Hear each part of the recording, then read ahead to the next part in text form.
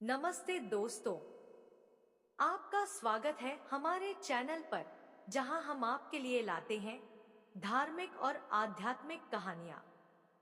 आज हम बात करेंगे भगवान शिव की सावन सोमवार व्रत कथा के बारे में। सावन का महीना भगवान शिव को समर्पित होता है और इस दौरान सोमवार का व्रत विशेष महत्व रखता है। आज के दिन भक्त भोलेनाथ को प्रसन्न करने के लिए विशेष पूजा अर्चना करते हैं। कुछ लोग आज के दिन व्रत भी रखते हैं ताकि शिव की विशेष कृपा प्राप्त की जा सके। बाबा भोलेनाथ के आशीर्वाद के लिए आप भी सोमवार का व्रत कर रहे हैं तो शिव व्रत कथा को पढ़कर या सुनकर इस उपवास को पूरा करें। सोमवार व्रत की विधि। नारद पुराण के अनुसार सोमवार व्रत में व्यक्ति को प्रातः स्नान करके शिव जी को जल और बेल पत्र चढ़ाना चाहिए तथा शिव गौरी की पूजा करनी चाहिए। शिव पूजन के बाद सोमवार व्रत कथा सुननी चाहिए। सोमवार की व्रत कथा। एक समय की बात है, किसी नगर में एक साहूकार रहता था। उसके घर में धन की कोई कमी नहीं थी, लेकिन उसकी कोई संतान नहीं थी। इस कारण वह बहुत दुखी था। पुत्र प्राप्ति के लिए वह प्रत्येक सोमवार व्रत रखता था और पूरी श्रद्धा के साथ शिव मंदिर जाकर भगवान शिव और पार्वती जी की पूजा करता था। उसकी भक्ति देखकर एक दिन मां पार्वती प्रसन्न हो गई और भगवान शिव से उस साहूकार की मनोकामना पूर्ण करने का आग्रह किया। पार्वती जी की इच्छा सुनकर भगवान शिव ने कहा कि हे पार्वती, इस संसार में हर प्राणी को उसके कर्मों का फल मिलता है और जिसके भाग्य में जो हो उसे भोगना ही पड़ता है। लेकिन पार्वती जी ने साहूकार की भक्ति का मान रखने के लिए उसकी मनोकामना पूर्ण करने की इच्छा जताई।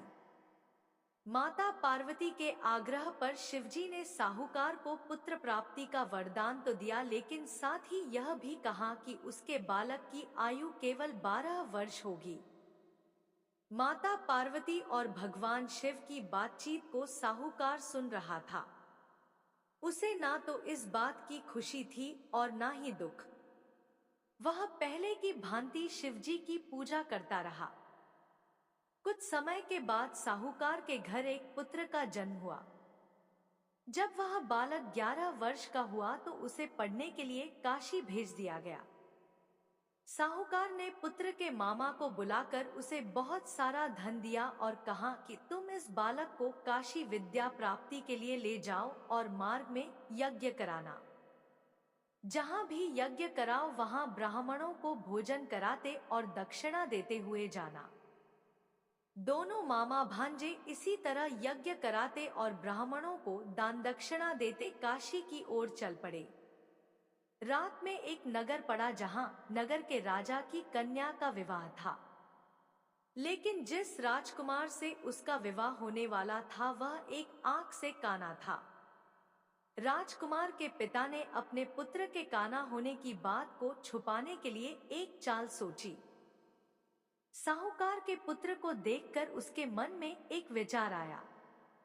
उसने सोचा क्यों न इस लड़के को दूल्हा बनाकर राजकुमारी से विवाह करा दूं। विवाह के बाद इसको धन देकर विदा कर दूंगा और राजकुमारी को अपने नगर ले जाऊंगा। लड़के को दूल्हे के वस्त्र पहनाकर राजकुमारी से विवाह कर दिया गया। लेकिन साहूकार का पुत्र ईमानदार था। उसे यह बात न्याय संगत नहीं लगी। उसने अवसर पाकर राजकुमारी की चुन्नी के पल्ले पर लिखा कि तुम्हारा विवाह तो मेरे साथ हुआ है, लेकिन जिस राजकुमार के संग तुम्हें भेजा जाएगा वह एक आंख से काना है। मैं तो काशी पढ़ने जा रहा हूँ। जब राजकुमारी ने चुन्नी पर लिखी बातें पढ़ी तो उसने अपने माता पिता को यह बात बताई।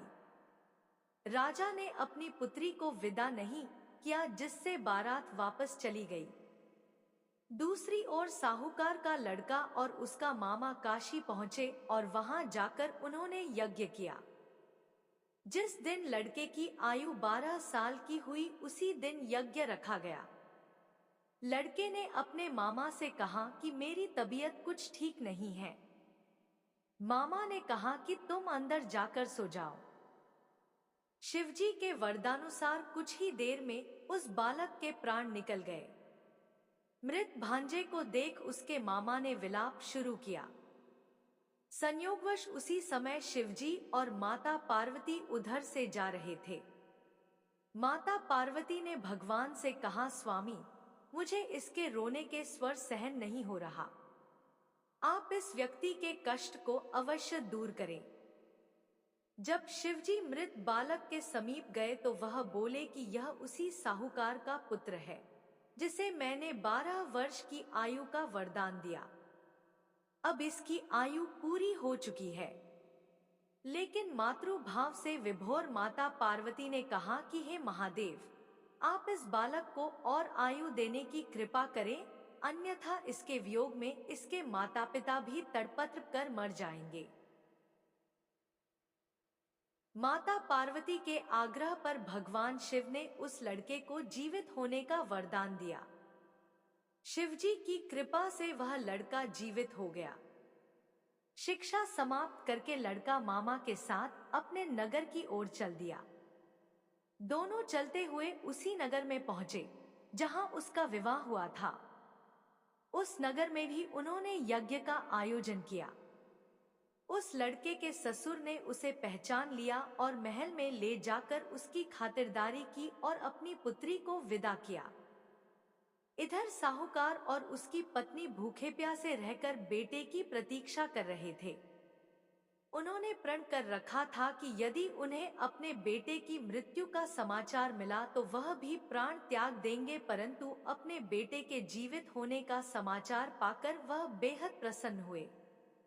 उसी रात भगवान शिव ने व्यापारी के स्वप्न में आकर कहा, हे श्रेष्ठी, मैंने तेरे सोमवार के व्रत करने और व्रत कथा सुनने से प्रसन्न होकर तेरे पुत्र को लंबी आयु प्रदान की है। इसी प्रकार जो कोई सोमवार व्रत करता है या कथा सुनता और पढ़ता है, उसके सभी दुख दूर होते हैं और समस्त मनोकामनाएं पूर्ण होती हैं। व्रत विधि। सावन सोमवार का व्रत करने के लिए सबसे पहले प्रातःकाल स्नान करके स्वच्छ वस्त्र धारण करें। इसके बाद घर के पूजा स्थल पर भगवान शिव का ध्यान करें और उनकी प्रतिमा या चित्र के सामने दीप जलाएं। भगवान शिव को गंगाजल, दूध, दही, शहद, घी और बेलपत्र अर्पित करें। ओम नमः शिवाय मंत्र का जाप करते हुए शिवलिंग पर जल अर्पित करें। सावधानियां और नियम। व्रत के दिन ब्रह्मचर्य का पालन करें। झूठ, हिंसा और क्रोध से बचें। व्रत के दिन केवल फलाहार करें। शाम को पूजा के बाद व्रत खोलें। सावन सोमवार व्रत का महत्व। सावन सोमवार व्रत करने से भगवान शिव की कृपा प्राप्त होती है। इस व्रत से मानसिक और शारीरिक शांति मिलती है और जीवन में सुख, समृद्धि और संतोष आता है। ऐसा माना जाता है कि इस व्रत को करने से विवाह संबंधित समस्याएं भी दूर होती हैं और भगवान शिव अपने भक्तों की सभी इच्छाएं पूरी करते हैं।